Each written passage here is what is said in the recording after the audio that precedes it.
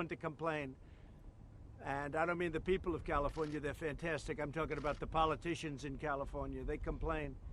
When their forests go up, they complain. They got to take care of their forests a lot better. But when the wall, they want the wall in San Diego, but then they're always the first one. So they were the first one to pull the National Guard, and they need the National Guard, especially in California. So we're very proud of this. As you know, this area is an area that a lot of people used to come through. And since we've had it up, Kevin, I think not one person's been able to get through. These people can speak to it better. Come on over here. You guys are my friends. Come on over here. Say hello to the fake news, fellas. Fake news.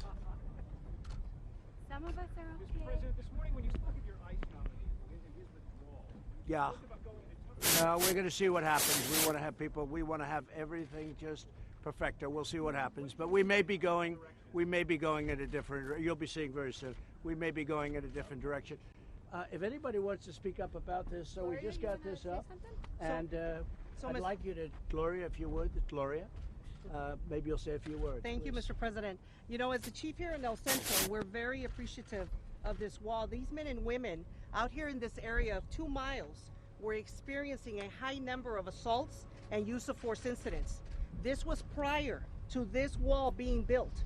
This is a 30-foot border wall that are pillar bollards, and you can see through it. For us, it's a huge advantage to see what's on the other side, because before, with the old landing mat, we could not see the adversary. We couldn't see the threat that was on that side. We would get rocked constantly. We would get items thrown at us every day. With this 30-foot wall, we haven't had those type of incidents. Just here in these 2 miles, our assaults have dropped by 65%, just in this area. That's very important to me as a chief, because I don't want our agents hurt. I want them out here protecting the country and doing their job. In these 2 miles, just illegal entries alone have dropped by 75% just in this area. Yes, the wall is here, and people have, and maybe around it are breaching the area. They're coming around. The only way, by the way, and the only way they get in is by going around it. They're not going over it. Because you have a lot of tremendous people watching. They can't get the ladders and go over it. Plus, it's very dangerous. It's very high to go over it. So when Gloria says 65%, this is 100%, but when they go down further, but we're going further and further out. Every day we're building more wall, and we're going further and further, and you'll be at 99.9, I predict. Well, we will, and we have about 11 miles, Mr. President. Thank you for that. Yeah. Construction starts with this type of wall in June of this year. Good, it's going this year. Yep. Yeah. It will And be. sir, we have some of our sheriffs here. Good, our please. fabulous partners that we're Sheriffs, so very come on over thankful here. for. Central casting, you can't cast it. What do you have? You don't have anybody in Hollywood that looks like these guys. I'm a sheriff from the Central Valley of California, and I have 3 other Central Valley sheriffs. We feel this impact from 400 miles away. Each of us have experienced heinous crimes that are committed by people in our country illegally. And I just want to take this opportunity to thank this president for doing the right thing and standing up for law enforcement in this country.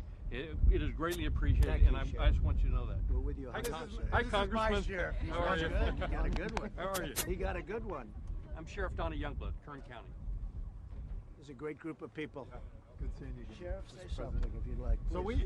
we don't have, on the south end of our county, Pinal County, Arizona, we border here with Pima County, and together we're constantly working to try to fight the drug trafficking and the human trafficking that's coming into this country. A couple weeks ago I was in the Oval Office, and we issued a challenge for congressmen and women and senators to come down here and see the border. I appreciate our president leading by example and coming down here. You can see the benefits of the wall, and hopefully as we progress with this, we'll start to see those effects in our county as well, because we're fighting this every day, the human trafficking and the drug trafficking. And I know Sheriff Napier out of Pima County can talk a little bit more about that.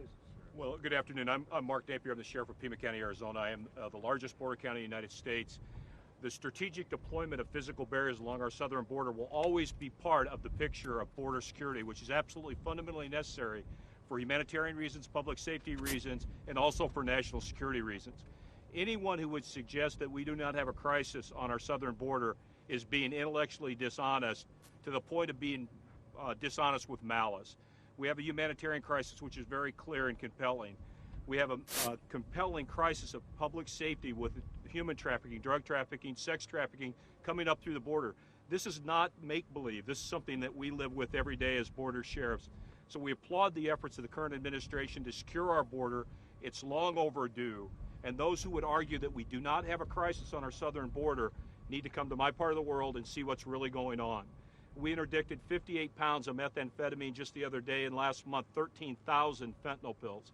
My deputies recover about 100 bodies a year in the deserts of Pima County, Arizona. So please do not tell me this is not a public safety crisis, not a humanitarian crisis, and not a national security concern. So this is a very serious issue, and it's time our government got serious about it. Thank you. And they don't come here. The people that are opposed, mostly Democrats. I mean, Republicans are for it, but mostly Democrats. They don't come here. And we want them. Yeah, we want them to come here. We could take you to sections. Now it looks nice and calm because we have the wall. But if you would have seen this before we put the wall up, you wouldn't have believed it. But we could take you to sections that are so dangerous that you can't walk through them. Okay? You can't walk through them. So, thank you very much, all of Sir, you. we also have Please. Chief Flores here to Come on, Chief. How talk are you? about Have the you ports been? of entry and Please field say a office. few words, please. Good afternoon, Pete Flores. I'm the Director for Field Operations for the San Diego Field Office. My AOR consists of all the California and Mexico ports of entry along with the airport, seaport in San Diego. I can tell you from our perspective, as we talk comprehensive border security, when border security means national security, at our ports of entry where we have, last year we did 79.3 million travelers come through our port of entry. We also did $50 billion worth of trade that came through our ports of entry just northbound. On what we see down here. So the additional investment in officers, additional investment in technology, NII equipment, our x-ray equipment, and what we have, our ability to scan, screen, and inspect is a tremendous investment in how we do business on the border and securing our border, as well as allowing for the facilitation of legitimate trade and travel. Well, thank you for that. Thank you very much. Fantastic job. I'm Jenny Day with the local media here in Calexico. We have been covering this now for Good. months. Thank you. I'm just curious though, so many of these migrants are crossing illegally. So how would shutting down the southern border help if they're crossing illegally and not through? Well, we're going to shut it down if we have to, but Mexico can do it very easily. And they've been, as you know, Jenny, they've been doing a very good job over the last 4 days. I will tell you, we're going to shut it down if we have to. We're going to tariff the cars coming in that they make in Mexico if we have to. But Mexico's been doing a great job. I want to thank the president of Mexico. He's the first one. He's really been doing the job. He's helping Mexico, too. Not only economically and not only because I won't be forced to shut it down or do the tariffs, but he really is helping Mexico. He's doing a great thing for his country. So I want to thank, through your camera, I want to thank him, the president of Mexico. Thank you. Anybody? If we could ask, we've seen the letter that your lawyers have sent about your tax returns. Is there anything you'd like to say about it? Nothing whatsoever. Nothing whatsoever. I have nothing to say about it. It's I got elected. They elected me. Now they keep going. I'm under audit. When you're under audit, you don't do it. But I'm under audit. Other people are under audit, and nobody would do it when you are going through an audit. And I always go through audits. They audit me all the time. I don't know if they audit you, Sheriff. I don't know. Do they audit you people? I don't think these people ever get audited. They'd be afraid to audit you people. But, so that's it. Any other question? Talk to Attorney General Barr before his testimony. Can you talk to him at all about I don't know, but I think he's doing a fantastic job. I think he's a fantastic Attorney General. He is so respected in the Department of Justice and by these people. It's what we need. He's a great gentleman. Thank you very much, everybody. We'll see you back at the next stop. Thank you. Thank you. Yeah. Thank you all very much. Go ahead. Do a good job.